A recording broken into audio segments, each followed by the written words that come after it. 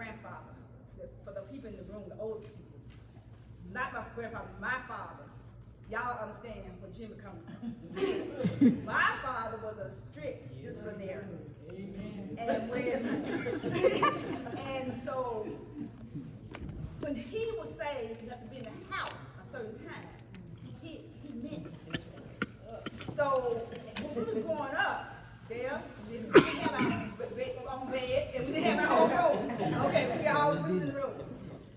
In the middle of the night, Jimmy would always miss his curfew, and he would go, and you hear scratching on the window. And I hear him calling my name, and everybody, y'all may not know it, but I had a nickname, and I would just hear my name, he calling my name, and he's like, wake up, wake up. Take the screen off this window so he could crawl in the back of the house, come in the house. And he would do it all day. But not only would he wake me up to take the screen off so he could crawl in the house, he wanted me to plait his hair. Because back then, afros was out. And you plait your hair, the afro stood out really long. And that would be in my sleep, plaiting his hair. I'm like, falling asleep in the middle of the night.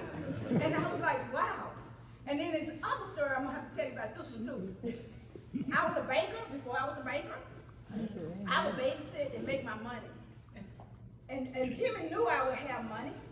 And so he would always come and borrow money.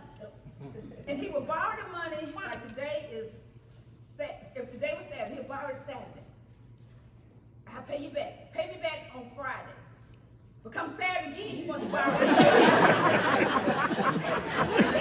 He wanted to borrow it again. So I could never say he never paid me back. He kept borrowing the same money over and over. So when we was growing up, those are the kind of things that he did, and he didn't think y'all knew that. But I remember those. You're younger than him. I'm younger than him. So I remember those things. Like he always borrowed my money, but he always knew I had money. He would always come borrow my money, and then he would pay it, and then the next day he wanted to borrow it again. But anyway, that was my memory of Jimmy growing up. But as he got older, and I tell him about this, and he didn't find out this till later. He went to the service. He had just bought this Monte Carlo. I was a freshman at Tulane at the time. So he was getting ready to go away, and he says, I'm gonna let you keep my car. I said, okay. I'm gonna let me keep his car. So I kept his car, and I was lesbian at the time, and we was like supposed to be performing that night, and I had an accident. And I was like, oh my God, my brother's gonna kill me. So after all this was over, we got the car fixed. I never told him I had an accident in his car. As a matter of fact, he just found out like about a year or two ago. I had an accident in that car because he had bought his new Monte Carlo. So I had to tell him about that. So that was my story with Jimmy. Now Linda, I don't have a whole lot of funny stories except Linda came into our family. I met Linda because I was working in Dr. Smith's office. She was over at Dr. McGee's office. So the lady in the lab says to me, your sister-in-law, and she wasn't my real sister-in-law, but back then people say stuff. Your sister-in-law worked across the driveway over there. I said, who? She said, your brother. She said, you need to go over there and check her out. Check her out. So I said, okay. So I went over there like I wanted to get some, because he was an eye doctor, I wanted to go there and get my eyes checked and all that kind of stuff. But I was checking you out, Linda. I told you to come over there and check you out. So, but Linda has come in our family. We have loved Linda. Everybody knows Linda, knows she's allergic to everything in the world. But that's okay. We have to deal with all of that. And I just want to say she has been a great sister-in-law. And happy birthday to both of y'all.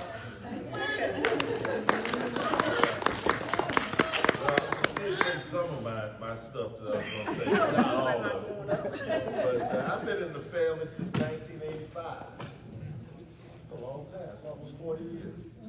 And I remember when I was dating Rosa, she always talked to me about her brother, Jimmy.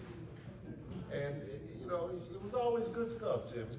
And when I met you, I said, good. But one of the things I remember when we first got married, you all were living in the Queens. And Saturday night, we had card night. And we didn't have any children. You didn't have any children. Well, we used to come over there and beat y'all. Most of the time. We would argue.